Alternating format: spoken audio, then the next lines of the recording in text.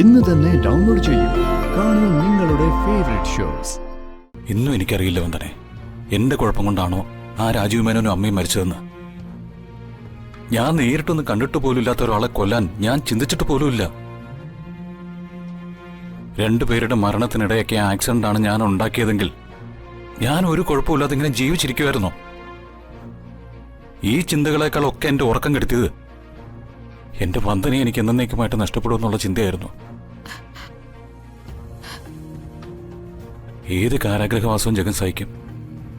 പക്ഷേ വന്ദനയും ദേവമോളെയും നഷ്ടപ്പെടുത്തിക്കൊണ്ട ഒരു ജീവിതത്തെക്കുറിച്ച് എനിക്ക് ചിന്തിക്കാൻ പോലും പറ്റില്ല. അതിനു വേണ്ടിയുള്ള പാപമൊന്നും ഞാൻ ചെയ്തിട്ടില്ല. എനിക്കൊരു കാര്യം മനസ്സിലായി. വന്ദനയുടെ മനസ്സിൽ മരണപ്പെട്ട രാജീവ് മേനോന് എന്തുമാത്രം സ്ഥാനമുണ്ടെന്ന്. രാജീവ് മേനോൻ വന്ദനയെ ഭാര്യയാക്കാനും ദിയമോളുടെ അമ്മയാക്കാനും ആഗ്രഹിച്ചതാണ്. ഏറെക്കുറെ വന്ദനയും രാജീവിന്റെ ഭാര്യയാവാൻ സമ്മതിച്ചതാ. അങ്ങനെ ആയതുകൊണ്ടാണല്ലോ രാജീവുമായിട്ടുള്ള വിവാഹത്തിന് ഒരുങ്ങിയത്.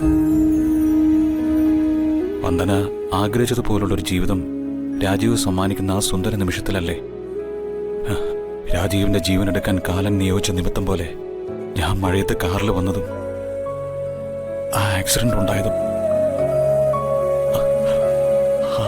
ആ ഹോസ്പിറ്റലിൽ വെച്ച് രാജീവും ശ്രീവിദ്യാമ്മയും മരണപ്പെട്ടതും. സത്യത്തിൽ കാർ ആക്സിഡന്റ് ആയ കഥ മാത്രമേ എനിക്കറിയാമായിരുന്നുള്ളൂ.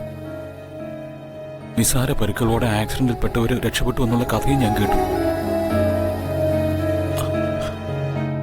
ഏതാ സത്യം ഞാൻ അറിയാതെ പോയി.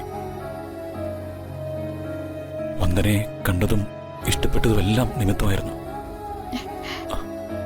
നിന്റെ പുറകെ നടന്നത് നിന്നെ സ്വന്തമാക്കാൻ വേണ്ടിയായിരുന്നു.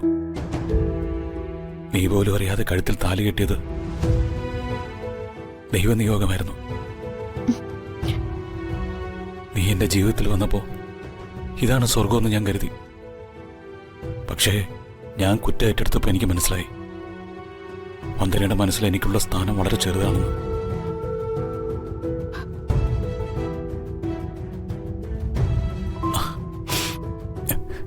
ഞാൻ വന്ദനയോട് കാണിച്ചത് വലിയ ചതിയ.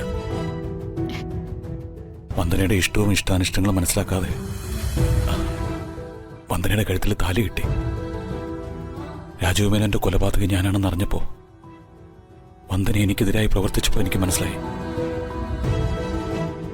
വന്ദനയുടെ മനസ്സിൽ രാജീവ് മേനോനോടുള്ള സ്നേഹത്തിന്റെയും ബഹുമാനത്തിന്റെയും ഒക്കെ ആഴം. വന്ദനെ, ഞാൻ വന്ദനോട് ചെയ്ത ചതിക്ക് പ്രായശ്ചിത്തം ചെയ്യാൻ പോവാ.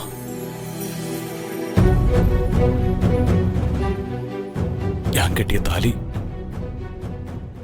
ഞാൻ തന്നെ അഴിക്കാൻ പോവാ.